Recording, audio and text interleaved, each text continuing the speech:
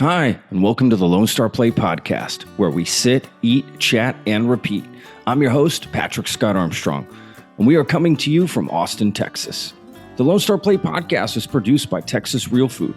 Go to texasrealfood.com, and you can search your city for local restaurants, stores, butchers, farmers markets, and more who are using organic, fresh, artisanal, and local sources. It's a fun site that brings all natural options all together. I didn't use my voice as much as I could, and I'm sad about that. And I feel like I have to do it now because it's so important that we make changes in November. Yeah. It's so important that we make changes now, and it is so important that we make changes then. And, you know, I might lose fans and I might lose followers, and I don't care anymore.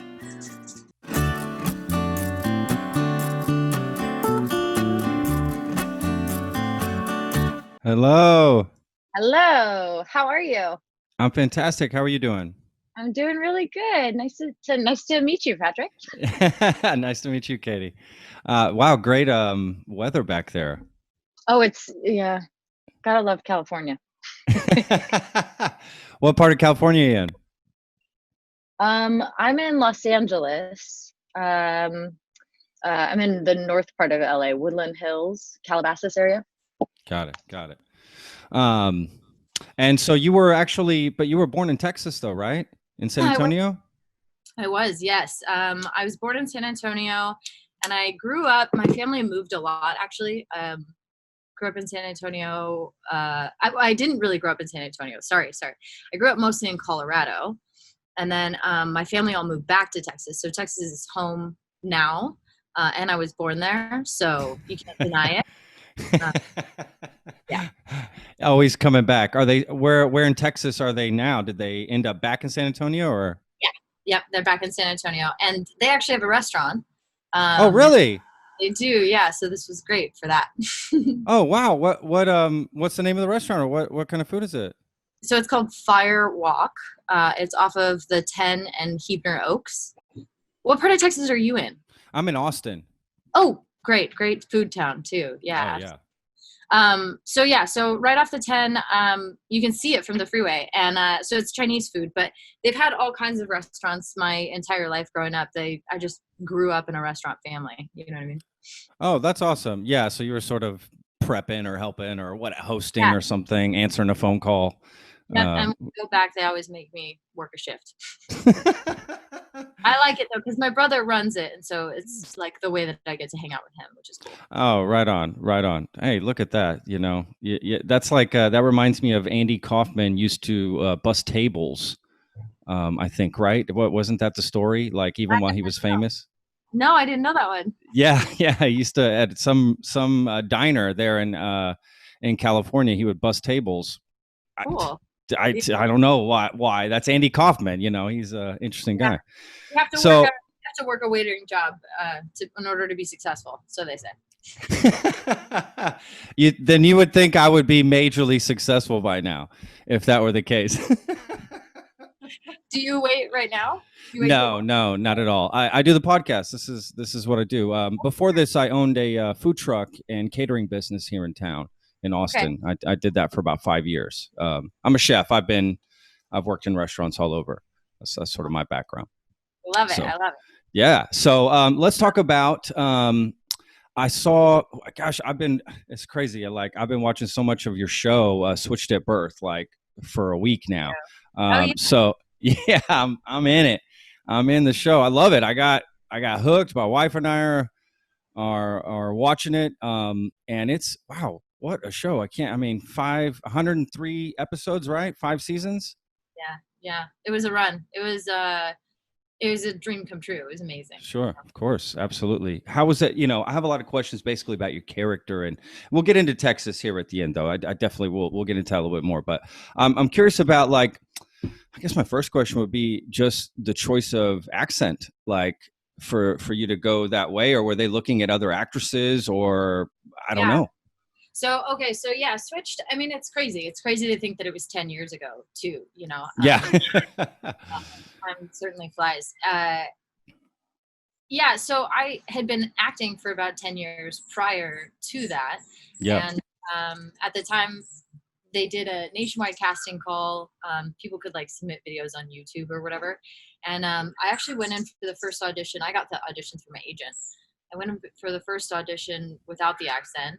They asked me if I could, try to put on an accent. And I had spent a lot of time in the deaf community. And so I just, kept going back for the screen test and the work session and all those things, and met Vanessa and met Constance at the screen tests, and got the part, earned the part, and I think that the cast assembly was really vital to the success of the show. I think we really gelled together, and I think that our showrunner Lizzie Weiss had a really clear vision of what she wanted our show to be, and we had a lot to say.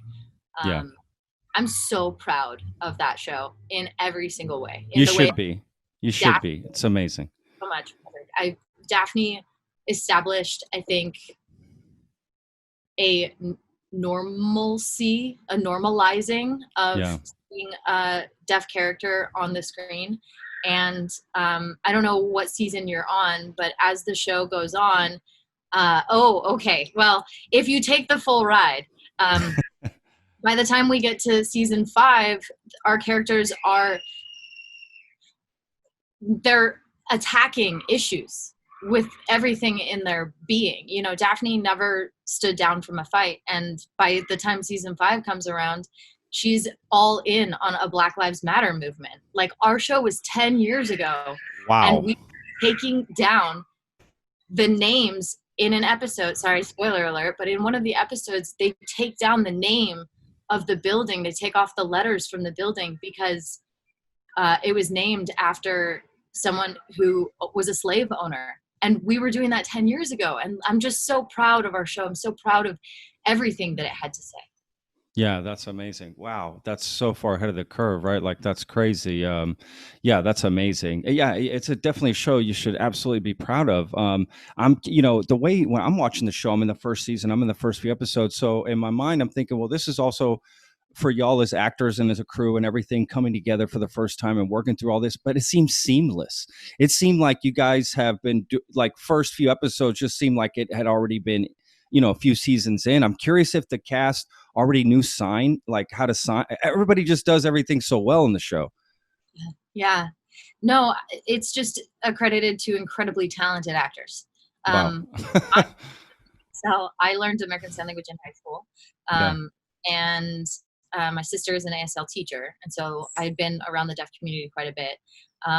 Constance Marie, who plays my mom, Regina, she had about 6 weeks prep time before shooting the pilot. So she was the first one to be cast. Actually, I think Leah Thompson was the first one to be cast. But Constance was early in the process. She had about 6 weeks prep, and she had to look fluent.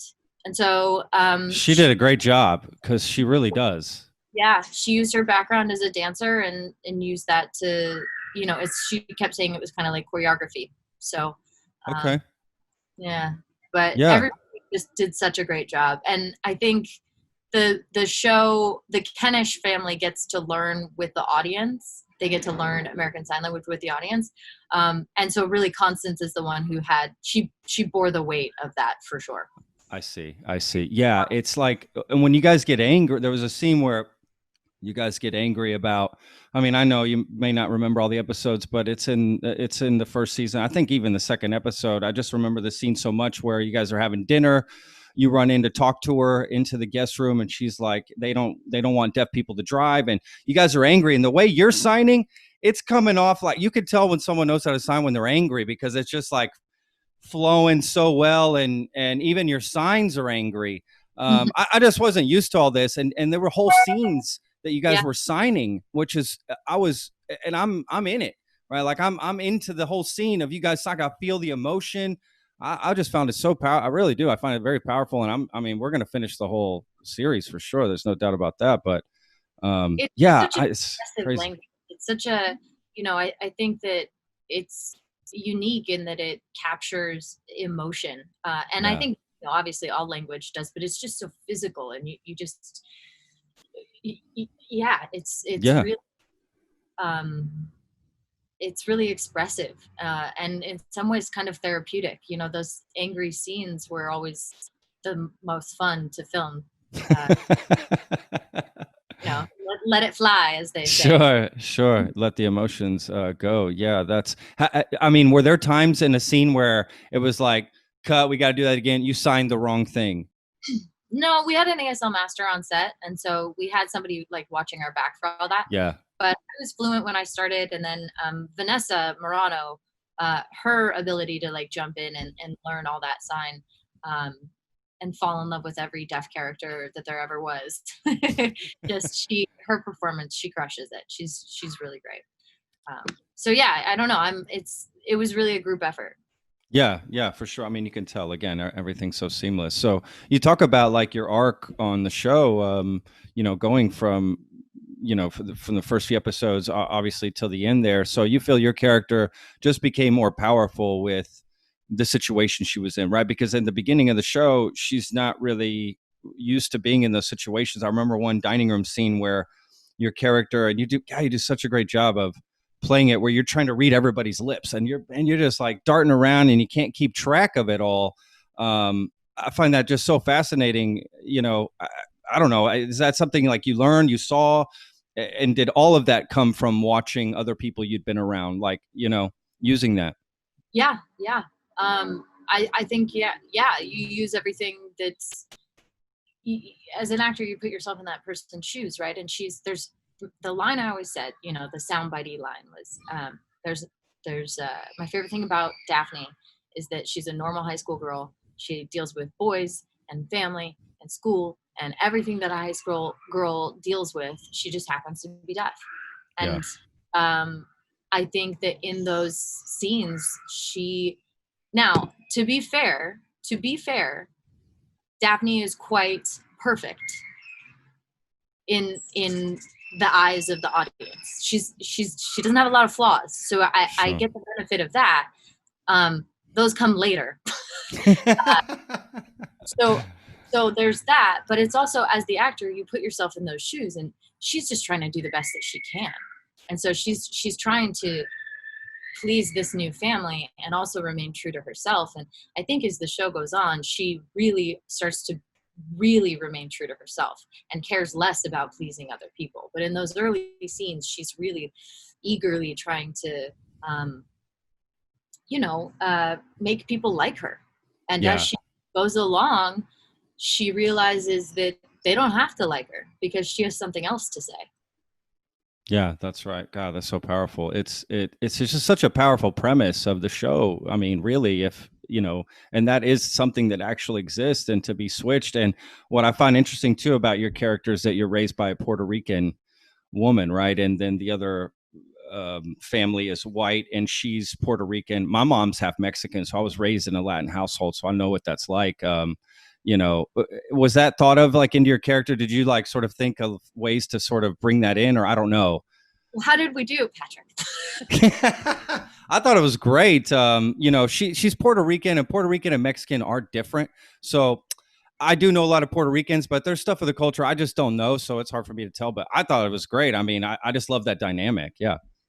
Well, I think that for me, Constance has such a huge presence in television history. Totally. On the show, like that show is iconic and is iconic, and I think she has a lot to say to every community, and we tried to be representative of the Latin culture, and also bring up socioeconomic issues on the show, and that's what I mean when I say Lizzie had a lot to say. Yeah, for sure. She has a lot of issues that she wants to talk about, and she wants to talk about them in a really real way.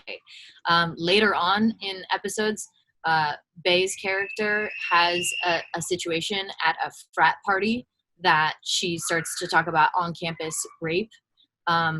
We never shied away from issues, and with everything that's happening in the world right now, I miss Lizzie's voice.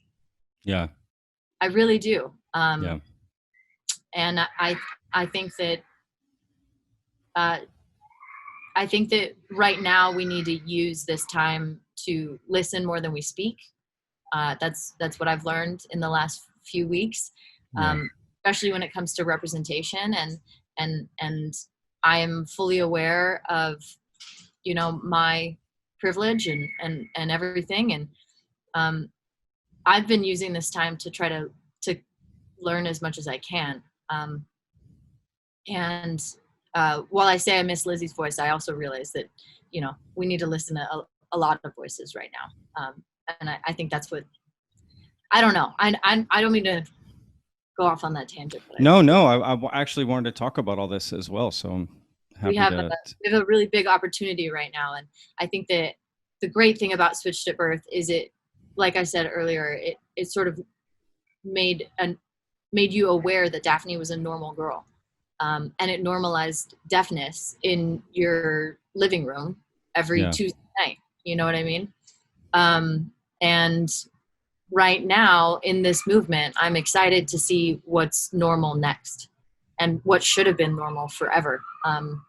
And yeah. Yeah, absolutely. Like if y'all were to do the show now, I mean, you talk about missing her voice, and obviously if you had that platform to talk about these issues, and it sounds like you guys were already ahead of the time and talking about those issues before, what would y'all do differently on the show, you think, now? Would y'all approach her, her being deaf in a different way, or would it be the exact same way? That is an excellent question.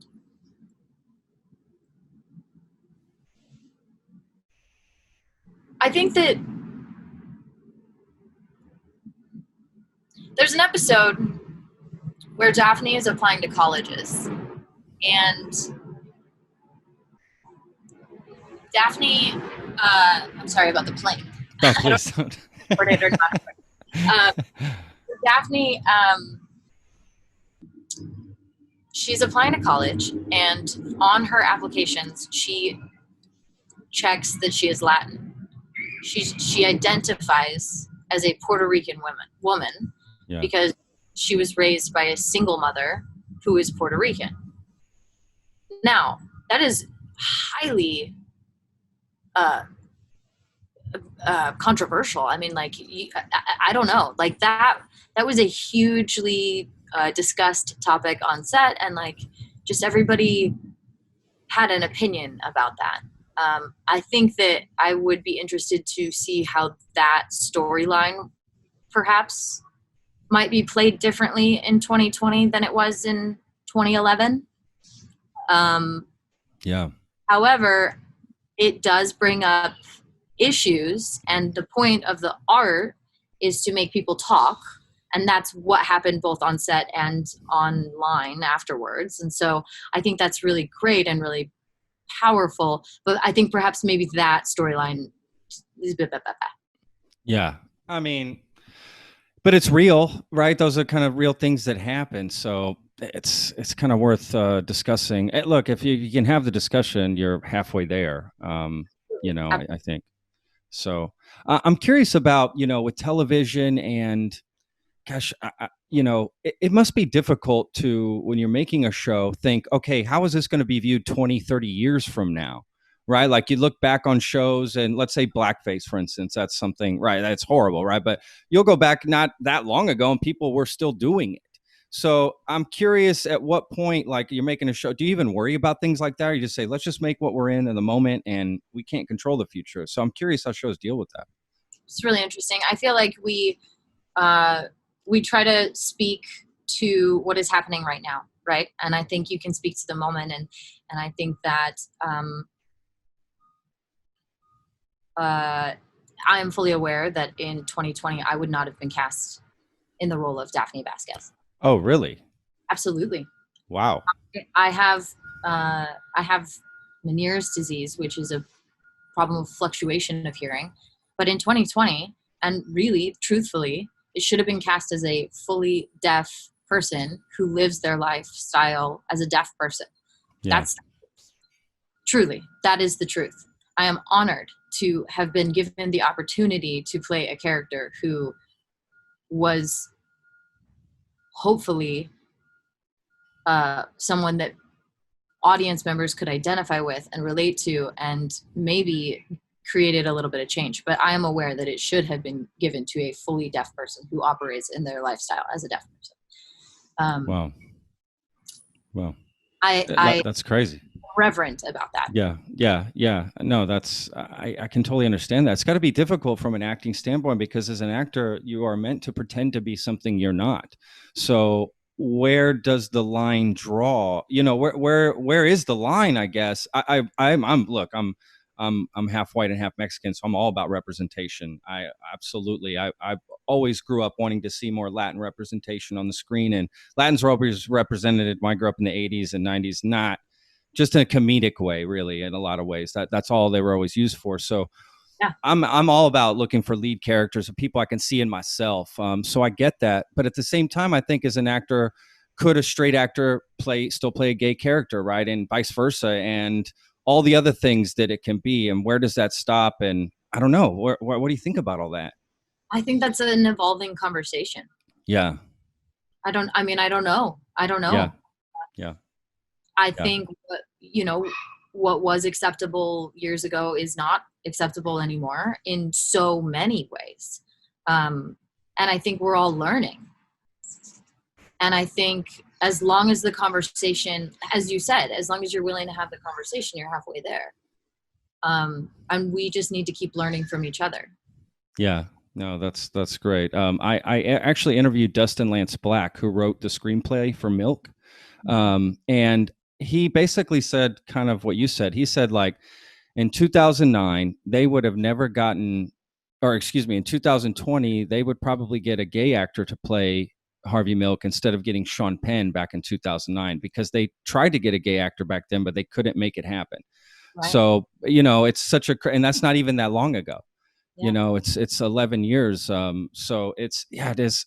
I just think it's got to be difficult for your industry, to be honest with you. I think it's got to be difficult as an actor.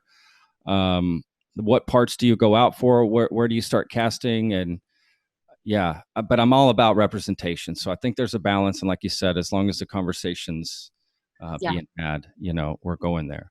Let's talk about some new projects you got going on, Katie. I want to know, I know how to say your last name right, Leclerc. So I just make sure. Yeah. Nobody ever knows. It's all right. I saw it in an interview, actually, that I watched that you were in, and the guy introduced you and said your name right, and then made a point of that. And I said, okay. And you're French Canadian. I was just cool. Okay. That made sense. Cause I grew up watching hockey. So. Oh, sure. Yeah. It totally made sense to have Leclerc there. So, but yeah. Well, so since Switched at Birth, I've been doing some Lifetime projects, Hallmark projects, stuff like that. And then I also have I do podcasts as well. So I, 3 years ago, met another actor named Brett Davern on a project, and he had a podcast that was already running and said, I need a producer. Can you come jump on this? And I said, absolutely. So we do, it's a style morning show. And we do it for an internet radio station called idobi Radio. And then it's podcasted afterward. So it's called the Brett Davern Show, and it's 5 days a week. And it's great. It's really fun. We've turned, in the current times, we've turned the show into as much of a platform for the Black Lives Matter movement as we can. And so lately, shows have not included as many like celebrity guest interviews. Sure. Mostly been using the time to, like I said, educate ourselves. And then we have to pay our bills, so we have to keep producing content, even though we're white. But we're using it to further and share our education and further the voices of our Black community members. Yeah, that's awesome. And that's awesome. In general, as you said, like, it's Pride Month as well, and those kinds of things. Yeah, absolutely. Yeah, it's all together, right? There's a pandemic. Trump is president. It's like, what more things could be wrong? It's all about people to vote. It's all about register to vote now. Tell your family members to register to vote. The news can be exhausting, and the news can be depressing, and I get that. Yeah. And you don't have to watch all the news to know one fact, which is that we have to vote in November, and you have to really stand there and think about which person you're going to select. I'm not saying who to select. Sure. But I will share that I am not going to vote Republican in November. Me neither. I'm pretty clear on this show since the first episode. We're 44 episodes in. My audience knows where I stand. Look, it's just who I am. I'm a Texan, and that's just how we are, you know? So, yeah, I'm not voting for the man either. Yeah, that's where I'm at, too. Absolutely. There's no question. Again, I'm half Mexican. Like, I go to Mexico City a lot to visit my family and stuff. Like, if you think Trump isn't liked here, you should go there. Like, holy cow. They just, and rightfully so, you know, and that's depressing for me to travel like that. I've never had that experience as a traveler. I lived in Europe for a long time too. My wife's from Spain. And, you know, when Obama was president, there's no problem. You got all the respect in the world. It's so crazy how that's changed. I don't know if you travel a lot, or I'm sure you've been around to things. So have you ever experienced anything like that? I mean, a bit I've traveled. No, I haven't experienced any sort of direct, you know, your president is responsible for whatever. I'm very close friends with a recording artist from Amsterdam. His name is Dotan. If you look up Dotan music. Ooh, I like that name. But because he's Dutch, the immigration stuff directs him very closely. But that's my, you know, closest thing to it. With Trump specifically, I just, he's toxic. Yeah, no, I agree. My wife became a citizen just right before he became president. So we were really rushing through to try to get all the paperwork done and, you know, get everything finished because we just weren't sure how it was going to be for her. So I'm really, really happy that happened. So yeah, I'm with you on that. You know, I saw on your Instagram actually that you went to gosh, I hope I get this right. It was the Los Angeles Solidarity March. Is that right? Yeah. Yeah. Let's talk about that a little bit. That looked amazing, honestly. It was amazing. The thing is it's you know, a really cool time. It's a really cool moment in history. I've participated in women's marches. I've participated in pride parades in the past. That I love this movement, and I'm not afraid to use my voice for what I can. To have the 50th anniversary of the West Hollywood Pride Parade, which is the best of all the pride parades, to have them decide to cancel it was really disappointing to me due to COVID. And then they go, oh no, not only are we back, we are now in solidarity with the Black Lives Matter movement. And wow. You feel so part of a whole in that many people, and especially in that many people right now.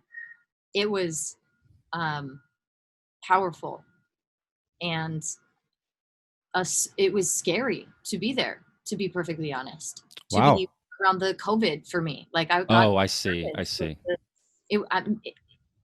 you have to go, like you have to face that, and you have to use your voice, and you have to show up and be present. And it was really important for me to be there. And so I am so glad that I got to go. Not to make it about me, you know, there was people there who were speaking about issues that I agree with, and you know, chants that I agree with, and it was really just a really cool thing. So I don't know if you've gone to one or not, but I would encourage anyone to be as safe and take precautions as many precautions as you can, and go as safely as you can. But I think it's really cool to exercise that right that we all have, that First Amendment right. Yeah. Well, I don't think we protest enough in America, to be honest with you. Hot take. Yeah, I think we should do it a lot more. I think it should be constant. Like, I just remember when I lived in Spain for a few years, like, I swear every day there was a protest. It was just like every day on your way to work, you were bound to just like roll into one, and just like hopefully somebody's got two signs and they give you one. And just for a few blocks, you're sort of like with the workers, and then, okay, guys, it was constant. Everybody always stood up for rights and, workers' rights, human rights, whatever it may be. They are all about getting out and shouting, what the rights should be, or not accepting breadcrumbs. That's a good way I like to put it. They want to actually make change happen. I love that. I think we should do that more here. And yeah, you're absolutely right. It's an American right to get out and protest and speak up, and now is the absolute time to do it. So yes, I'm glad you went. Yeah. Yeah. No, that's awesome. What, this is a crazy question. I'm curious if you worry about the backlash, maybe even from your fans, of supporting certain causes. Do you worry about those things, or do you just always, I'm going to do what I want and whatever happens, happens? I have in the past. I've always been worried about it. I would tiptoe around issues, or, try to say like, well, if we only had gun control. Yeah. Out of the side of your mouth. And yeah, I can't do that anymore. It's too much. It's too big. And to be perfectly honest, I thought I was one of the good ones, and in some ways fine, but I didn't use my voice as much as I could. And I'm sad about that. And I feel like I have to do it now, because it's so important that we make changes in November. Yeah. It's so important that we make changes now, and it is so important that we make changes then. And, I might lose fans and I might lose followers, and I don't care anymore. I think that's powerful. I think, but at the same time, you'll gain some. Sure. That's true. That's right. Yeah. You will. You'll gain people. The right ones. The right ones, exactly. Correct. You'll gain people for people that respect you, sticking up for what you believe in, right? Yep. That's there's a famous line from Jordan, I'm sure you've heard it, where he said, well, Republicans buy shoes too, right? So he's always stood on the sidelines for such a long time, but he has recently, because of the Black Lives Matter movement, has come out, and maybe because his documentary came out and he's just on some high, I'm not sure, but he came out pledging $100 million towards the movement, and he's finally speaking a voice that he has never done. Yeah. Well, you know what? I think that the George Floyd video is so appalling. Yeah. And so clearly wrong. Yeah. That I think it really sharpened the point on something that had been building for a long time. But when you see the thing actually, like you see the whole thing, you can't deny that it was wrong. No one can deny that what happened was unacceptable. And it's been happening for so long that when there's one that is almost 9 minutes, how does someone do that? Yeah. Yeah. It's crazy.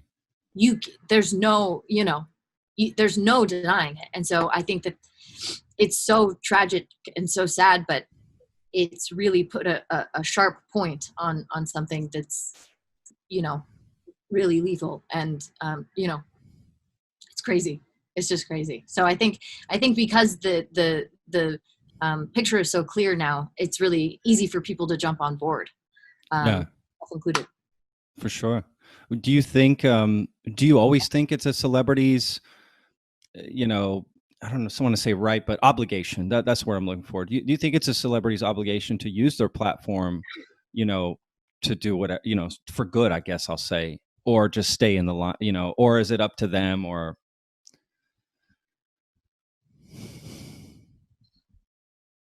A tough question, I know. Yeah, it is a tough question. I think I am really proud to be friends with people who speak up. I think that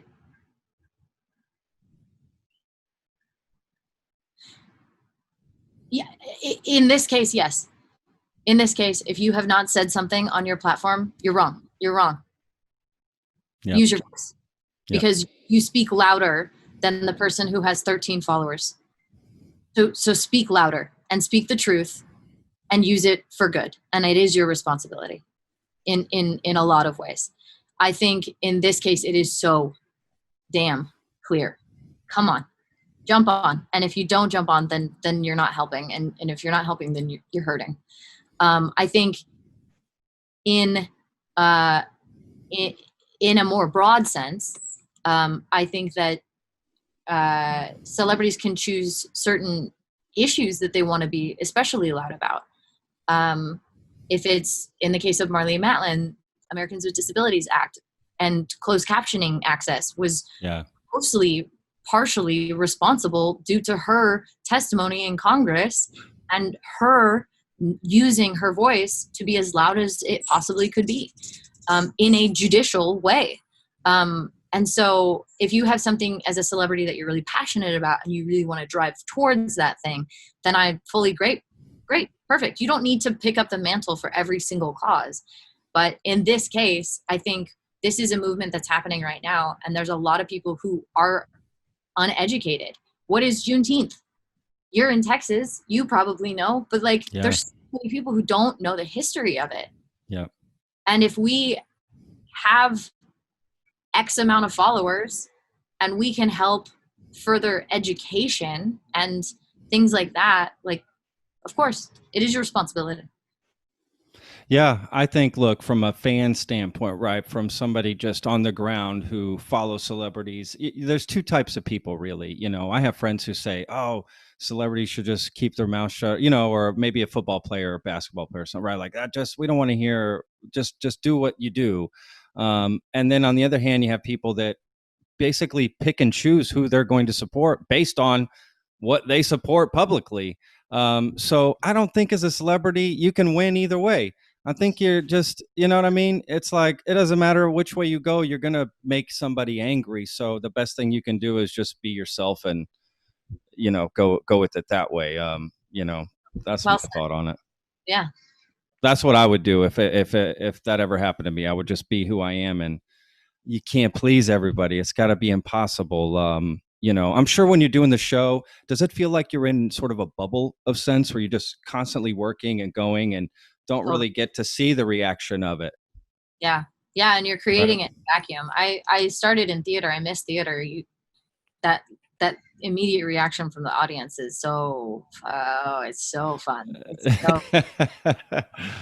Yeah. That's crazy. That does have to be different, right? On the show, you don't have. How has social media been like from the show, like when it started, when it ended, and what do you think it would be like now? Well, it's interesting. I mean, I think that we got started when social media was really ramping up, and we used social media a lot. And it helped the show a lot. I think. But I don't know. I don't really like social media all that much. I'm with you. I should be better at it, but I don't know.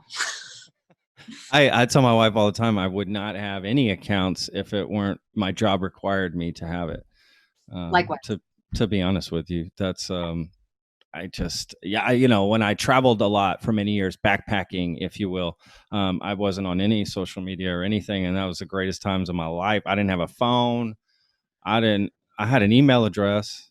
Mm-hmm. That's it. That's the greatest times. It's so simple. Yeah. Freedom, complete freedom. I'm just talking about that makes me miss it so much. It's a crazy time that we live in. Katie, what about like during the pandemic? What have you been? Because I know that's been absolutely nuts as well. I mean, there's just so many nutty things happening in the world right now. So, well, I'm a baker, so really, but I'm a baker. So I've been baking a ton, which has been really fun, and baking more complex things and dissecting. I've made croissants 3 times trying to get the perfect. It's so hard on there, and so it's been really, it's sort of meditative for me when I'm baking, and and I have a freezer full of goodies because I just have been like, I can't eat all of this. So I'm stashing it away, and I'll eventually give it to one of my friends or something, and it'll be fine. That's funny. on Why the baking? So we have one of our cast members, if you will. Her name is Maddie, but she's from Nacogdoches, so her nickname is Matadocious. And most of the time, I give my baked goods to Matadocious, so she'll be happy. That's hilarious. Why baking over cooking? I mean, I know why I don't bake. I don't like the science of it. See, I love the science of it. That's why. Yeah, it's the chemistry and the exactness and I'm good at following directions. Maybe that's why I'm not good at it. I can't. I'm all about just the taste, the flavor. Yeah. Just going with it. Yeah. Yeah. I like that there's room for error because I make a lot of errors. So when you're cooking, that's very nice to have. With baking, you cannot screw up in baking. It's like it's done with. It's over. Yeah, it's a little unforgiving. It's very unforgiving.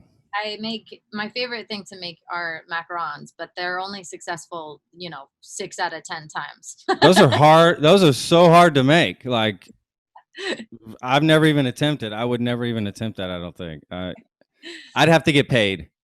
That would be it. Some money. I'll pretty much make anything for money. I did that for a long time. That was it. Let's cook.